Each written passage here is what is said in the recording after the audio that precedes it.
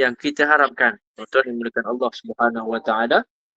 Pengharapan kita apa tuan-tuan? Pengharapan kita adalah duk malaikat yang naungan yang Nabi SAW sebut, naungan itu sampai tahap beratur malaikat itu sampai ke langit-langit. Langit-langit dunia itu, langit-langit akhirat itu, dek kerana nak menaungi orang yang duduk dalam majlis ilmu, dan oleh kerana itulah disebut ini sebagai Rawdatul Jannah, sebahagian daripada taman-taman syurga, dek kerana keindahan yang mungkin kita tak nampak sekarang dan mungkin akan nampak akan datang insya-Allah. Tuan-tuan, perbahasan kita pada malam ni adalah pembahasan yang kita panggil apa? Perbahasan yang menarik untuk saya lah. Saya rasa cukup menarik lah, saya suka perkara ni tuan-tuan. Untuk kita bahas semula, sebab perkara ni adalah perkara yang kita nak bincang ini adalah perkara tentang akidah tuan-tuan. Bicara berkaitan dengan sikit tentang akidah. Iaitulah salah satu keinginan kita kepada hari akhirat kita tuan-tuan. Iaitulah yang akan kita bicarakan nanti adalah tentang adanya berkaitan dengan Ya'jud wal Ma'jud. Tetapi kisah Ya'jud Ma'jud ini tuan-tuan, kita sangat apa kita panggil sinonim. Sinonim Ya'jud Ma'jud ini kaitannya dengan seorang raja. Hari ini kita nak cerita pasal raja dulu sebelum Ya'jud wal Ma'jud. Seorang raja yang sangat besar kuasa dia, yang mana Al-Quran mengisahkan tentang raja ini walaupun hanya sedikit, skip sana skip sini, iaitulah tentang Raja Zulkarnain. Jadi sebelum tuan-tuan yang dimuliakan Allah Subhanahu Wa Taala, sebelum kita duk cerita tentang hubung kait antara Ya'jud wal Ma'jud itu dengan Raja Zulkarnain, maka saya akan cuba susun kisah-kisah ini berdasarkan Al-Quran. Tetap tafsir jugalah tuan-tuan. Tafsir ni menjadi rujukan utama kita selain daripada kitab-kitab yang kita sebut sebelum ni. Banyaklah kitab-kitab Allahumma salli ala Muhammad, Bidayah wa Nihayah dan sebagainya, yang mana kisah ini terdapat dalam surah Al-Kahfi. Tapi sebelum tu tuan-tuan, sebelum kita masuk terus tentang berkaitan Ya'jud wal Ma'jud yang berkaitan betul dengan akidah kita itu tuan-tuan. Suka saya nak cerita ataupun kita sama-sama nak bincang, nak menjelaskan. Ingat kembali tuan-tuan tentang siapa sebenarnya Raja Zulkarnain ini. Kenapa beliau ini dinamakan dengan Zulkarnain sebagai contoh? Soalan apa lagi yang boleh kita buat? Hidup di zaman apa Zulkarnain ini? Zaman siapa Raja Zulkarnain ini hidup? Kemudian soalan-soalan yang mungkin ada dalam tafsir Ibn Katsir dan sebagainya. Apa tu namanya tu? Cabaran-cabaran yang beliau hadapi dan apakah hubungan kait beliau ini dengan Ya'jud wal Ma'jud. Tuan-tuan yang dimuliakan Allah Subhanahu wa taala. Tuan-tuan, kisah Zulkarnain ini sebenarnya dikisahkan dalam Al-Quran. Kisah Al-Quran, kisah tentang Raja Zulkarnain ini diceritakan dalam Al-Quran sebab ada asbabun nuzul. Kalau ikut kepala kita tuan-tuan, kita rasa macam kenapa nak ceritakan pasal Zulkarnain dalam Quran? Sedangkan sebenarnya diceritakan itu kerana ada asbabun nuzul, ada sebab dia turun. Tuan-tuan, di zaman Nabi SAW, orang-orang musyrik tu duk sibuk nak cegah Nabi ni, dakwah Nabi SAW ni dengan macam-macam cara. Jadi salah satu caranya adalah dengan cara mereka musyrik ini, dia mencari orang yang pandai, orang yang cerdas, orang yang berilmu untuk meruntuhkan dakwah Nabi SAW. Jadi dia nak cari bukti daripada orang alim, tapi bukan untuk cari kebenaran, tapi untuk cari kaedah untuk menjatuhkan Nabi SAW. Dia cari kelemahan-kelemahan melalui orang alim. Orang yang pandai itu, dia suruh cari kelemahan yang ada pada Nabi SAW untuk jatuhkan Nabi SAW.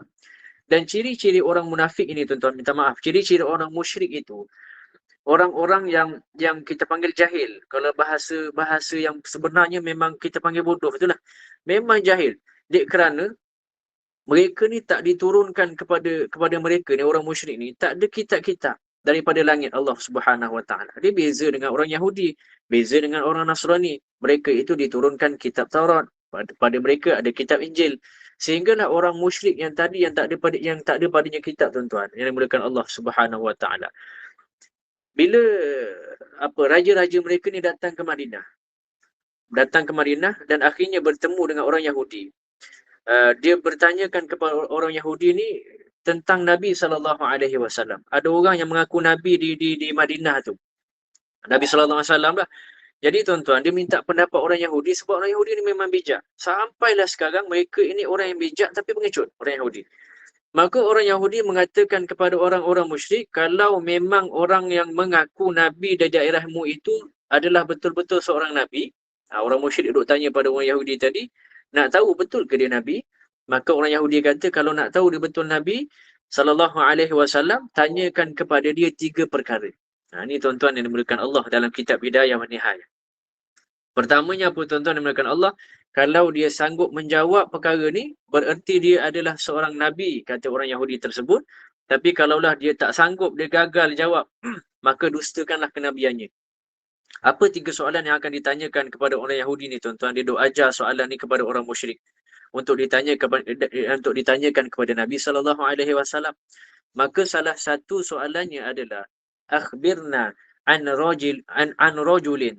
Kata Nabi SAW meriwayatkan dalam satu hadis, an rajulin tawafah ballagna masyariqal ardi wa ma gharibaha. Tanyakan kepada orang yang ngaku Nabi itu tentang seorang lelaki rajulun yang duk keliling dunia, sampailah dia boleh sampai kepada barat dan dia boleh kemudiannya sampai ke arah hujung daripada timur. Tuan-tuan, bila ditanya kepada Nabi, maka Nabi SAW pun duk beri jawapan tentang siapakah sosok yang ditanyakan ini. Kata Nabi SAW, ada pun seorang muda, anak muda yang berkeliling dunia, sampailah dia dapat capai baratnya dunia, sampailah kemudiannya dia pergi pula timur dunia tuan-tuan. Hujung selatan dan hujung utara semuanya dia sentuh tuan-tuan, adalah Zulkarnain, kata Nabi SAW. Di mana Allah Subhanahu wa taala berfirman dalam surah Al-Kahfi, wa yas'aluna 'an dzil qarnain qul sa'atlu 'alaikum minhu dzikra. Kata Allah Subhanahu wa taala ni tuan-tuan, mereka ini duk tanya-tanya kepadamu siapakah Zulkarnain. Kita pun sama sebenarnya tuan-tuan soalan ni. Mereka ni duk tanya-tanya siapa Zulkarnain, kata Allah Subhanahu wa taala. Muhammad, kata Allah, katakan kepada mereka, saya akan ceritakan, saya akan bacakan kepada kalian sedikit sahaja cerita daripada Zulkarnain. Tuan-tuan, kata-kata dalam ayat tadi tu kan, kul sa'atlu alaikum minhu dzikra. Sikit tuan-tuan, minhu, kata Nabi SAW. Sebab Al-Quran ni dia tak panjang lebar ceritakan pasal Zulkarnain. Tapi apa sebab diceritakan juga tentang Zulkarnain tuan-tuan yang dimuliakan Allah. Tidak sebagaimana cerita Nabi Ibrahim, cerita Nabi Musa dan yang lainnya kan. Panjang tuan-tuan. Zulkarnain ni satu episod kecil sahaja dalam Al-Quran. Tapi itu sudah menjawab pertanyaan orang-orang Quraisy yang duk bertanya tadi. Maka kisah Zulkarnain itu, tuan-tuan yang dimuliakan Allah Subhanahu wa taala, kata Ibn Katsir, turunnya itu disebabkan daripada pertanyaan orang Quraisy tadi. Satu. Tuan-tuan, Imam Qatadah, Al-Imamul Qatadah rahimahullahu taala, dia kata apa tuan-tuan? Dalam dunia ni, tidak ada orang, raja, penguasa yang mampu menguasai sebahagian besar dunia. Kecualilah hanya 4 orang sahaja. 4 orang je yang boleh kuasai dunia. 2 orang mukmin dan 2 orang kafir, kata beliau. Al-Imamul Qatadah. Yang mukmin itu tuan-tuan, kata beliau adalah Raja Sulaiman. Sulaiman alaihi salam. Nabi Sulaiman lah. Menguasai sebahagian besar dunia. Kemudian yang keduanya yang Islam itu adalah Nabi adalah Zulkarnain. Adapun yang kafir, kata Imam Al-Qatadah, yang pertamanya yang boleh menguasai dunia adalah Namrud dan yang kedua adalah Bukhtun Nasr. Ada yang mengatakan Al-Iskandar Al-Ma'duni namanya. Tapi tuan-tuan, yang masyhur itu Bukhtun Nasr ataupun yang kedua, dua yang kafir itu namanya Bukhtun Nasr dan juga Namrud, kata beliau Al-Imam Al-Qatadah. Bukhtun Nasr ni boleh carilah nanti. Beliau ini ataupun orang inilah yang menghancurkan Palestin dulu. Jadi inilah orang yang menguasai dunia. Tuan-tuan yang dimuliakan Allah Subhanahu wa taala. Maka salah satu penguasa dunia, saya kalau buat Palestin ni banyak cerita tuan-tuan. Sebab Palestin ni bumi yang sangat-sangat, saya tak tahu kenapa orang ramai nak Allah tu seolah-olah macam nak menunjukkan banyak kisah-kisah kehancuran di Palestin. Bukan kerana mereka ini syirik tak. Tapi musuh-musuh cuba mengejar ke arah itu. Contohnya Bukhtun Nasr menghancurkan Palestin. Ya'juj Ma'juj turun di Palestin. Israel, Bani Yahudi semua menghancurkan Palestin. Banyak cerita Palestin tuan-tuan. Maka salah satu penguasa dunia yang mukmin yang kita cerita tadi, kata Al-Imam Qatadah, adalah Zulkarnain lah. Dia penguasa yang berhasil menguasai barat dan timur, selatan, utara, sehinggalah kemudian dia menjadi perbahasan. Perbahasan apa tuan-tuan? Apakah dia ni seorang nabi ataupun dia seorang wali? Kita belum masuk tentang Zulkarnain tuan-tuan. Zulkarnain ni best juga cerita dia. Cuma saya nak terangkan dulu tentang Zulkarnain sikit-sikit. Ada pendapat masyhur mengatakan, ada pendapat yang banyaklah diikutkan para ulama. Jadi ulama sebut tuan-tuan bahawa dia adalah rajulun salih. Ini kesimpulan paling besar. Orang yang sangat soleh sekali dan dia adalah seorang raja yang dapat menguasai dunia, itulah Zulkarnain. Lalu tuan-tuan yang dimuliakan Allah Subhanahu Wa Taala, Zulkarnain ini hidup zaman siapa? Ini soalan yang mula menarik bagi saya lah. Saya buka kitab Bidayah wa Nihayah, saya tengok soalan-soalan ni.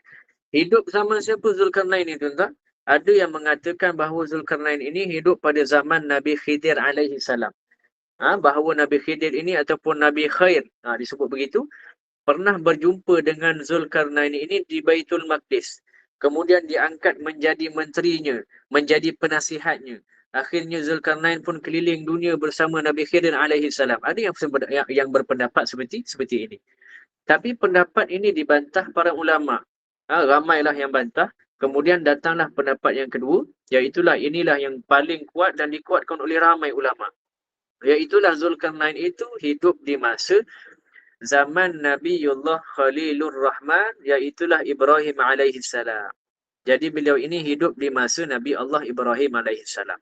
Bahkan dia pernah tawaf bersama Nabi Ibrahim dan juga Nabi Ismail di Kaabah, disebut dalam kitab Bidayah wa Nihayah.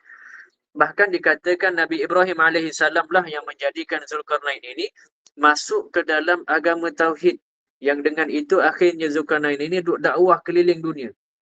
Dan inilah salah satu pendapat dalam kitab Bidayah wa Nihayah, dan yang lebih kuat adalah kitab Fatawa Nurul Darbi. Lebih kuatlah kitab tersebut menceritakan inilah kisah sebenar dan ketika itulah beliau hidup tuan-tuan. Cuma persoalan yang banyak lagi tentang Zulkarnain ini adalah kenapa beliau disebut sebagai Zulkarnain tuan-tuan. Zu ni saya rasa faham dah semua. Zu tu maksudnya pemilik. Qarnain ini adalah tanduk, dua tanduk. Pemilik dua tanduk. Cuma kenapa disebut sebagai pemilik dua tanduk? Ada yang kata bahawa Zulkarnain ni digelar sebagai dua tanduk Zulkarnain lah. Sebab tuan-tuan dia pakai mahkota. Dan dalam mahkotanya itu ada dua bentuk tanduk. Jadi ada dua tanduk dalam mahkota, kanan dan kiri daripada tembaga, maka dikatakan dia Zulkarnain. Ada yang kata tuan-tuan, disebut Zulkarnain ni pernah dipukul, kan? Pernah pukul sebelah kanan kepala dia, kemudian terluka, kemudian mati tuan-tuan. Allah hidupkan dia kembali, pukul pula belah kiri. Mati tuan-tuan. Hidup balik. Kemudian hidup balik, maka timbul tanduk tu, maka dinamakanlah Zulkarnain. Ada yang pendapat begitulah, tapi kita terima sahajalah mana namanya pendapat, kan? Tuan-tuan, ada yang mengatakan sebab bentuk kepalanya Zulkarnain ini seperti ada dua tanduk. Tanduk dia tu ada dua tanduk lah. Dan perkara ni ulama kata jauh sangat. Dan ada satu pendapat yang terakhir yang banyak dikuatkan oleh ulama dan banyak menyokong. Antaranya tuan-tuan, disebutkan Zulkarnain ini ketika mana dia nak berdakwah mengajak manusia ke dalam tauhid, maka dia berjalan ke arah barat. Sampai hujung barat, iaitulah terbenam matahari. Kemudian dia patah balik ke timur tuan-tuan, sampai tempat terbit matahari. Dan tempat terbit serta tempat terbenam itu, itulah yang disebut, itulah yang ulama sebut sebagai kornis syaitan, tanduk syaitan. Kalau tuan-tuan belajar tentang ilmu pengenalan Darussyifa, bukan Darussyifa, apa tu namanya, rawatan-rawatan atau pengenalan perkara gaib ni tuan-tuan, dia ada satu namanya kornus syaitan, tanduk syaitan. Nabi sampai tahap SAW melarang jangan solat ketika mana terbit matahari dan jangan solat ketika mana terbenam matahari, sebab kat situ ada namanya kornis syaitan. Ada dua tanduk syaitan. Maka ketika mana Zulkarnain ini duk dakwah sampai hujung barat, kemudian balik semula ke timur, terbenam matahari sampai kat terbit matahari itu tuan-tuan. Perjalanan inilah yang dinamakan sebagai kornus syaitan dan dinamakan beliau sebagai Zulkarnain, dan inilah yang paling tepat di kalangan ulama sebut tentang nama dia. Tuan-tuan yang dimuliakan Allah Subhanahu Wa Taala. Sehinggalah tuan-tuan yang dimuliakan Allah Subhanahu Wa Taala, dan ini adalah yang paling dekat dengan nas Al-Quran, bagaimana perjalanan beliau daripada hujung barat sehinggalah hujung timur begitu. Tuan-tuan, perjalanan Zulkarnain ini dia perjalanan yang luar biasa lah. Seorang raja yang seluruh kekayaan, seluruh hidupnya hanya untuk mengajak manusia pada tauhid. Kan kalau cerita, maknanya kalau kita cerita ni, ceritanya cerita pasal raja, tuan-tuan. Kata Syekh Ibn Taymiyah, bila kita cerita pasal Zulkarnain ni, tuan-tuan, tak ada kisah yang lebih indah, yang lebih baik melebihi kisah Raja Zulkarnain kerana banyak ibrah dan pelajaran dia. Bahkan kisah Zulkarnain ini sangat menginspirasikan bagi dakwah Nabi sallallahu alaihi wasallam. Ini yang kedua sebab diturunkan kisah ini. Sebab turunnya cerita Zulkarnain ini ketika mana sulit di zaman-zaman sulit Nabi sallallahu alaihi wasallam dalam dakwah dia. Jadi masa Nabi sallallahu alaihi wasallam mengalami kesusahan dalam dakwah, kesulitan dalam dakwah dia, tiba-tiba Allah Subhanahu Wa Taala turunkan ayat dan menceritakan tentang kisah Zulkarnain. Seolah-olah turun ayat ini memberikan satu solusi kepada Nabi sallallahu alaihi wasallam dalam dakwah dia. Bahkan disebutkan oleh Sofyan Rahman Al-Mubarakfuri di dalam sirah nabinya. Dan ada pelajaran besar kenapa kisah Zulkarnain ini diturunkan kepada Nabi sallallahu alaihi wasallam ketika mana Rasul tu susah sangat berdakwah. Apa dia, tuan-tuan? Beliau mengatakan seolah-olah Allah Subhanahu Wa Taala menjanjikan kepada Rasul bahawa kelak kekuasaan Nabi ini sallallahu alaihi wasallam ini sama dengan kekuasaan Zulkarnain. Jadi nak menggembirakan hati Rasul, Allah turunkan cerita ni, tuan-tuan. Ketika mana Zulkarnain berkuasa sampailah hujung barat, sampailah ke timur, maka itulah yang akan didapati oleh Nabi sallallahu alaihi wasallam. Sampai Nabi sebut apa, tuan-tuan? Innallaha zawaliyal ardi fara'aitu masariqal hawa ma gharibaha, kata Nabi. Sesungguhnya Allah lipatkan bumi kepada aku sehinggalah aku melihat ujung barat dan ujung timur. Padahal Rasul, tuan-tuan yang dimuliakan Allah Subhanahu Wa Taala, dia tak pernah sampai pun ke Malaysia sebagai contoh. Tak pernah capai lagi barat timur, tuan-tuan, tak sampai. Tapi apa yang Allah beri kepada Nabi sallallahu alaihi wasallam, dia dah lipatkan bumi sehingga nampak dah barat dan hujung timur. Tuan-tuan yang dimuliakan Allah Subhanahu Wa Taala. Seperti mana sekarang dah, Islam dah berada di mana-mana, dataran Eropah, Afrika, Asia, semua ada dalam Islam. Tuan-tuan yang dimuliakan Allah Subhanahu Wa Taala. Adapun tentang nasab, saya rasa nasab ni saya cerita ringkas lah. Zulkarnain ni siapa, tuan-tuan? Ada yang mengatakan Zulkarnain ini adalah raja-raja Yaman. Raja lah. Kenapa Yaman, tuan-tuan? Kalau Yaman ni maknanya Zulkarnain ni orang Arab betul. Orang Arab yang berasal daripada Yaman. Kenapa Yaman, tuan-tuan? Sebab Yaman ni masa awal-awal institusi apa namanya, rajanya itu, mereka nama-nama raja ni memang dinamakan Zu dulu. Nama awal dia tu Zu. Sebagai contoh dulu ada namanya Zu Hawas yang jadi raja di Himyar Yaman sebagai contoh. Maka raja-raja yang diawali dengan huruf kalimat Zu ini merujuk kepada Raja Yaman. Dan Zulkarnain ini ada yang menyebutkan dia adalah daripada kabilah Qahtan. Qahtan ini, tuan-tuan yang dimuliakan Allah Subhanahu Wa Taala, Qahtan ini kalau kita tengok nasab dia, dia berasal daripada Nabiullah Daud alaihi salam. Dan inilah pendapat yang paling kuat. Jadi Nabiullah Daud dan nasab dia, dan dia adalah orang Yaman. Tuan-tuan yang dimuliakan Allah Subhanahu Wa Taala. Dan tuan-tuan yang dimuliakan Allah Subhanahu Wa Taala, yang kita jarang kaji adalah berapakah umur Zulkarnain ketika itu, ketika mana dia dakwah, sebab dia boleh sampai barat ke timur. Tuan-tuan, ulama sebut umur Zulkarnain itu adalah sepanjang 500 tahun. Khamsuna sanawat. Dia dakwah sepanjang 500 tahun. Wajar, tuan-tuan, sebab usia dia logik lah. Usia dia zaman dulu kan panjang-panjang kan. Lainlah dengan kita sekarang, tuan-tuan. Baina sitin wasabi'in. Rata-rata umur kita ni 60-70 tahun je. Sehinggalah umurnya itu menyebabkan wajarlah Zulkarnain ini duduk keliling dunia sampai ujung dunia.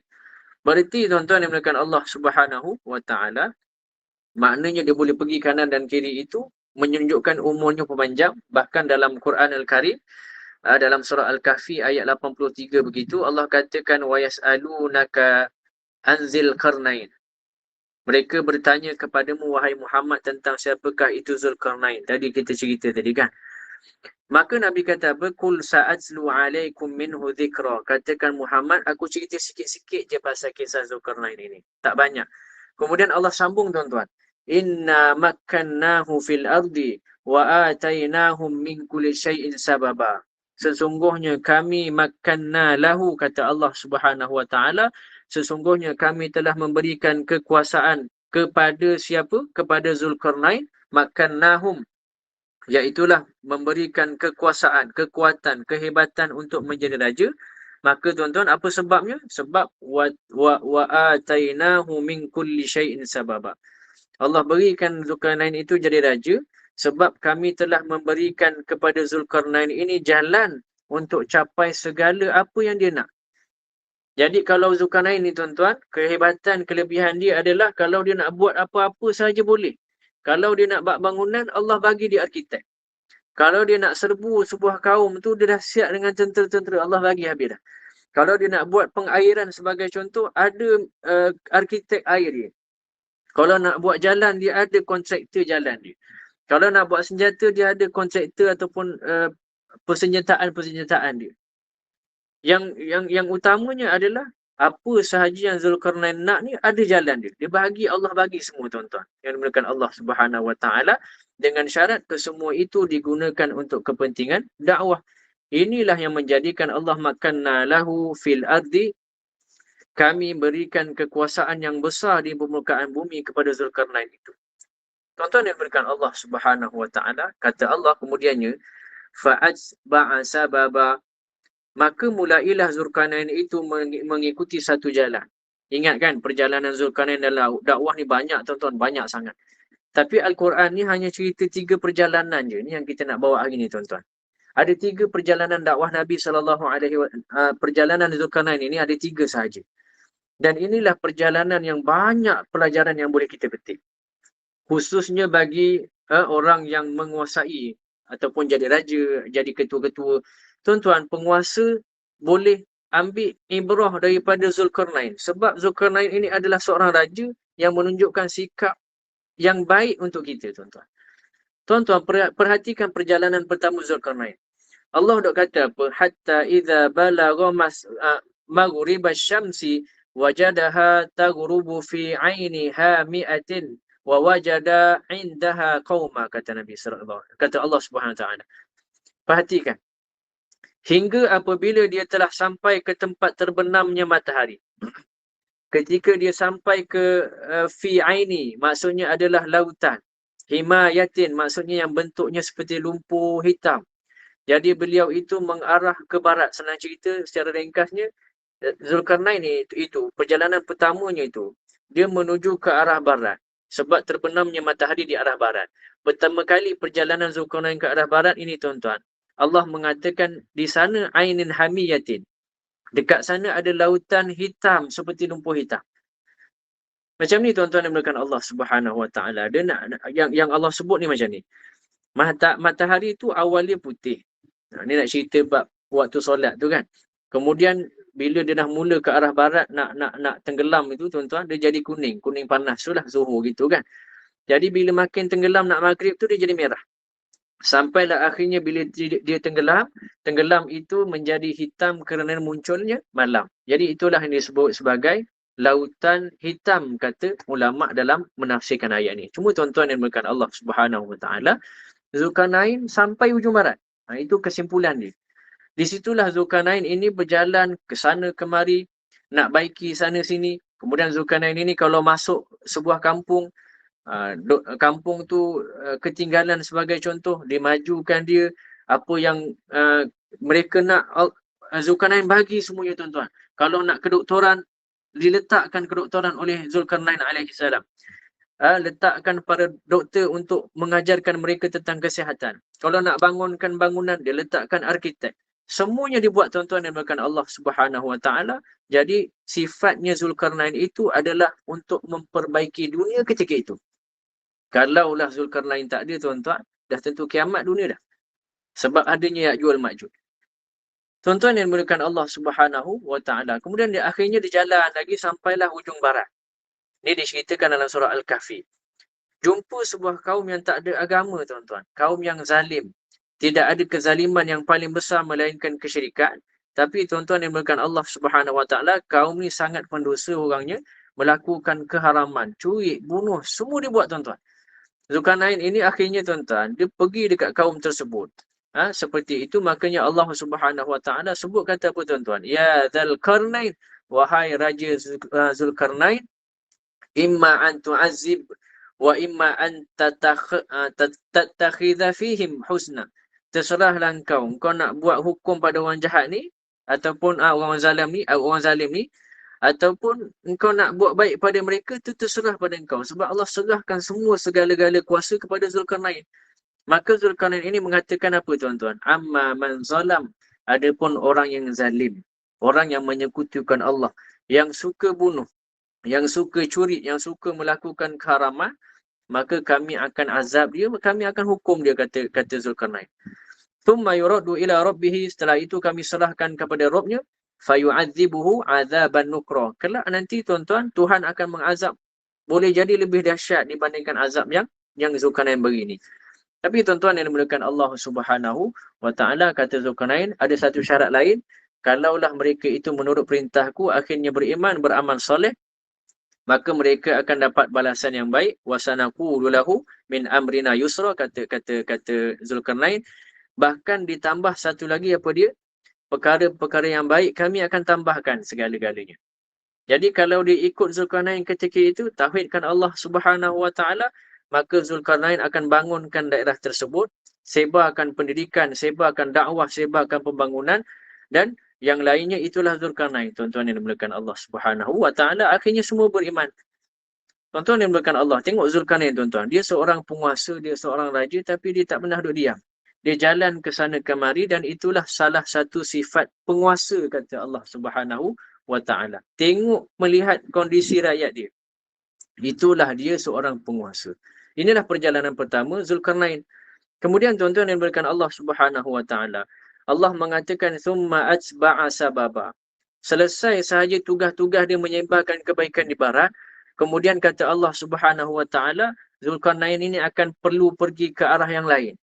Allah kata apa? Summa atba'a sababa. Pergilah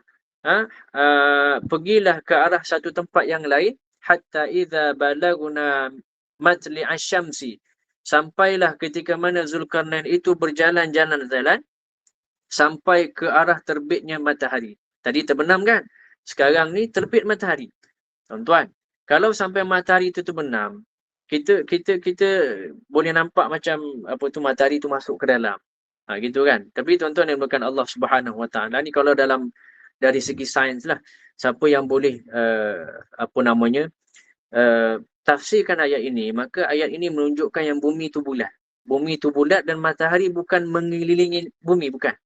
Bumi lah yang mengelilingi matahari. Ini cerita sains lah ni kat sini.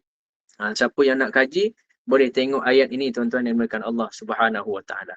Tapi tuan-tuan yang dimuliakan Allah Subhanahu Wa Taala, Zulkarnain sampai je hujung matahari terbit, maksudnya arah timur tu tuan-tuan. Kemudian Allah berfirman apa dia? Wajadahatatlu ala qaumin lam naj'alhum min duniha fitrah. Subhanallah. Maka kemudian ketika dia menempuh jalan ke arah timur itu, dia dapatkan satu kaum, satu kelompok umat yang kami tidak jadikan bagi mereka sesuatu yang melindungi mereka ini daripada cahaya matahari. Umat yang terkebelakang, tak ada rumah, tak ada pakaian. Baik, bayangkan tuan-tuan, Zulkarnain, dia jumpa umat yang seperti itu. Tak ada baju, tak ada rumah, tak ada tidur sembarangan, bawah pokok dan sebagainya. Tuan-tuan yang dimuliakan Allah Subhanahu Wa Taala, akhirnya mereka itu diberikan kadzalika waqad ahabna bima ladaihi kubra. Begitulah sesungguhnya ilmu kami meliputi segala apa yang ada padanya. Akhirnya Zulkarnain minta menggunakan kemampuan dia itu untuk memberikan keistimewaan, berikan pakaian, cara kaedah untuk membangunkan. Tuan-tuan yang dimuliakan Allah Subhanahu Wa Taala, ini penguasa, iaitulah ajar satu persatu rakyat dia untuk membangun diri dia sendiri. Yang kedua tuan-tuan. Yang ketiga akhir tuan-tuan, sebab kita ada 4 minit je, saya pendekkan masa. Yang ketiga ini adalah perbahasan yang paling penting, iaitulah perbahasan akidah. Allah kata apa? Thumma atba'a sababa. Pergi ke timur. Sekarang lepas dah pergi timur, nak pergi mana? Utara ke selatan tuan-tuan? Tak. Allah tak kata utara, Allah tak kata selatan. Tak. Allah kata apa? Hatta idza balagna baina saddaini wajada min dunihima qauma la yakaduna la yafqahuna qaula. Kata Nabi, kata Allah Subhanahu wa taala, jalan-jalannya jalan sampai kau jumpa dua gunung yang sangat tinggi dan besar. Dan kau akan mendapati di hadapannya sebuah kaum yang hampir-hampir kaum itu tak faham apa yang diucapkannya, tak faham apa yang kita cakap. Anehnya bahasa mereka ini, kata Ibnu Katsir tuan-tuan, dalam Bidayah wa Nihayah, sampaikan Zulkarnain ketika itu nak bercakap dengan kaum itu, dia perlukan 10 bahasa dan 10 penterjemah nak cakap dengan kaum itu, nak faham keinginan dia. Tuan-tuan, diceritakan dalam Al-Quran, qalu, mereka berkata, ya Zulkarnain, inna ya'ju wa ma'jud mufsiduna fil ardi fahal naj'aluka laka kharjan ala an taj'ala bainana wa bainahum sadda. Kata mereka. Ni keinginan tuan-tuan. Dia jumpa satu kaum. Cuma saya nak betulkan perbahasan dalam ayat ni. Ada orang kata Zulkarnain jumpa Ya'juj wa Ma'juj di sini. Tak tuan-tuan. Nabi Zulkarnain jumpa satu kaum yang kaum itu tak faham bahasa Zulkarnain. Zulkarnain tak faham bahasa dia. Dan mereka ini cuba meminta tolong kepada Zulkarnain. Ada satu kaum lain yang datang. Namanya Ya'juj Ma'juj serang kampung dia. Jadi dia minta kepung Allahumma salli hancur ataupun kepung Ya'juj dan Ma'juj ini daripada turun ke kampung dia. Gitu keadaan yang diminta oleh kaum tersebut, tuan-tuan yang dimuliakan Allah Subhanahu wa taala. Akhirnya tuan-tuan, mereka ni Ya'juj Ma'juj ni teruk tuan-tuan, dia buat kerosakan, bunuh, bantai, perompak, kosa orang, dadah, mabuk. Mereka ni bengis sangat. Tuan-tuan yang dimuliakan Allah Subhanahu wa taala, nanti akhir zaman akan keluar Ya'juj Ma'juj, dan ini fitnah dia berbeza daripada fitnah Dajjal ataupun fitnah Dabbah. Tuan-tuan yang dimuliakan Allah Subhanahu wa taala, akhirnya dahsyatnya fitnah Ya'juj Ma'juj ni, tuan-tuan yang dimuliakan Allah Subhanahu wa taala, kaum tu pun tak mampu nak tahan sehingga dia merengek kepada Zulkarnain, tolong pisahkan mereka dengan Ya'juj wal Ma'juj ini. Mereka katakan apa tuan-tuan? Sesungguhnya Ya'juj Ma'juj itu mufsiduna fil ardi. Dia orang ni merosakkan bumi. Apa yang ada depan dia makan tuan-tuan. Sampai tahap mereka kata, boleh tak kalau kami sediakan laka kharjan, kami bagi upah pun tak apalah Zulkarnain. Kami beri upah kau buat benteng. Tuan-tuan yang dimuliakan Allah Subhanahu wa taala. Tapi tuan-tuan, disebabkan apa yang Allah beri pada dia, Zulkarnain kata, tak, aku takkan ambil apa-apa upah. Akhirnya tuan-tuan yang dimuliakan Allah Subhanahu wa taala, makani fihi rabbi khaira, kata mereka, kata Zulkarnain kan, tak yalah bagi upah, tak yah, biar aku buat. Apa yang Zulkarnain minta, tuan-tuan yang dimuliakan Allah Subhanahu wa taala, fa'inuni biquwwati aj'al bainakum wa bainahum rudma. Tolong bantu aku orang-orang yang kuat untuk kerja dengan aku hari ni. Apa yang dibuat tuan-tuan yang dimuliakan Allah Subhanahu wa taala, dia bangunkan sebuah benteng yang benteng itu tidak pernah ada sebelum Zulkarnain dan selepas daripada Zulkarnain. Benteng yang sangat kokoh, dicairkan besi, dan ketika mana besi itu dicairkan, ada dalam Bidayah wa Nihayah ini, dia melintangkan besi itu seperti mana jahitan-jahitan. Dalam kisah ni lah saya pendekkan cerita. Macam sarang laba-laba tuan-tuan. Dia besi itu dibuat macam bersilang-silang, dan kemudian dituangkan tembaga atasnya dan dilapiskan dengan beberapa barisan, dengan lapisan, sehinggalah menjadi sebuah benteng. Dan ketika mana besi itu disusun setinggi gunung dan tembaga itu telah dituang setinggi gunung juga, akhirnya tuan-tuan yang dimuliakan Allah Subhanahu wa taala, ditiupkan api, kata Allah Subhanahu wa taala, ke atas besi itu. So kerana hidupkan api sepanjang gunung itu untuk menjadikan besi itu merah, dan akhirnya menjadi sebuah tembok yang sangat kokoh. Ni tuan-tuan, dinding yang tak boleh dikorek oleh Ya'juj Ma'juj. Cuma kisah yang terakhir tuan-tuan saya sebutlah. Mungkin kita akan cerita Ya'juj Ma'juj di kemudian hari. Nabi SAW ada sebut tentang perkara ni tuan-tuan. Apa kata Nabi SAW? Pernah satu hari, saya tutup dengan kisah ni tuan-tuan. Pernah satu hari tuan-tuan, di zaman Nabi SAW, Nabi pernah dengar suatu bunyi gegar, macam bunyi bising. Lepas tu dia cakap dengan Sofia, wahai Sofia, tahu tak kamu ni suara apa? Kata Sofia, Allah saja yang tahu, Rasul saja yang tahu. Maka kata Nabi SAW, itu adalah bunyi bentengnya Ya'juj wal Ma'juj. Dan ketahuilah, Ya'juj wal Ma'juj ketika ini dah berhasil melubangkan suatu lubang. Kata Nabi SAW, Nabi buat isyarat begini tuan-tuan, mata. Nak cerita, Ya'juj wal Ma'juj tu dah boleh melubangkan sebesar ini ketika itu. Sekarang dah tak tahu dah tuan-tuan yang dimuliakan Allah Subhanahu wa taala, dan itulah kerja harian Ya'juj wal Ma'juj, iaitulah dia korek lubang kemudian cukup penat dia tidur. Itu kata tafsir Ibn Katsir dalam menceritakan Ya'juj wal Ma'juj, dan akhirnya tuan-tuan yang dimuliakan Allah Subhanahu wa taala nanti akan turunlah beliau ataupun Ya'juj wal Ma'juj itu dengan turun yang dahsyat dan menghancurkan ke seluruh dunia, dan mereka itu adalah cannibal. Itu kan saya akan ceritakan kemudian lah, masa kita pun pendek. Jadi saya dah terlebih masa 2 minit. Itu sahaja daripada saya untuk hari ini. Saya serahkan semula kepada pengurusi majlis kita pagi ini, Ustazah. Terima kasih banyak. Silakan.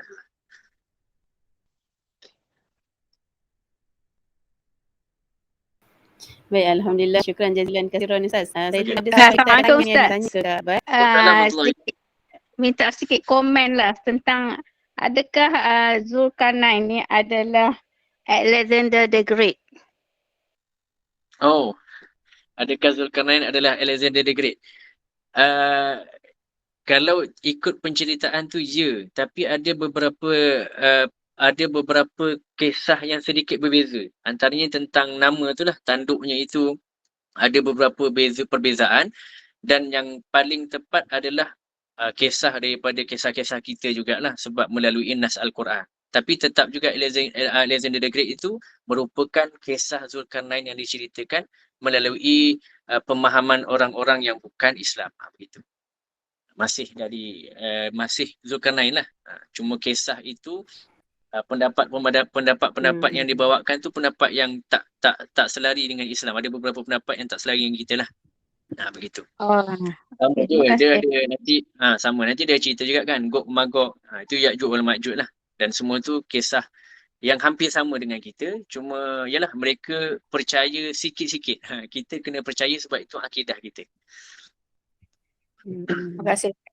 Okey, baik, alhamdulillah, semoga terjawab persoalannya. Saya rasa ramai juga lagi yang nak tahu lebih lagi tentang Raja Iskandar Zulkarnain dan juga Ya'juj Ma'juj ni. InsyaAllah nanti kita cari lain sesi untuk kita minta Ustaz ceritakan tentang Ya'juj dan Ma'juj ni, insyaAllah. Baik, alhamdulillah, terima kasih kepada sahabat-sahabat dan juga rakan jemaah yang telah mengikuti kelas kita daripada awal sehingga ke akhir rancangan. Untuk makluman semua para jemaah, selepas ini kita ada sesi bacaan surah Al-Kahfi, 10 ayat awal dan juga 10 ayat akhir, bacaan doa dan juga selawat. Dan juga pukul 9.30 malam ada kelas vokal bersama dengan Cikgu Siti Hajar. Jadi yang berkelapangan boleh kekal di dalam link yang sama, jangan keluar dulu. Untuk slot ini saya kembalikan kepada Al-Fadhil Ustaz Nazim untuk sama-sama kita tangguhkan dengan tasbih kafarah dan suratul Asr. Silakan Ustaz. Terima kasih. Kita tangguh majlis kita yang terlewat sedikit, minta maaf, dengan kafaratul majlis. Tadi subhanallah wa bihamdihi subhanakallahumma wa bihamdika asyhadu an la ilaha illa anta nastaghfiruka wa natubu ilaik. Bismillahirrahmanirrahim. Wal 'asri innal insana lafi khusri illa alladhina amanu wa 'amilus solihati wa tawassaw bil haqqi wa tawassaw bis sabri. Wa sallallahu ala sayidina Muhammad wa ala alihi wa sahbihi wa baraka wa sallam. Alhamdulillahi rabbil alamin. Terima kasih semua. Moga bermanfaat untuk semua. Maaf tak habiskan cerita. Assalamualaikum.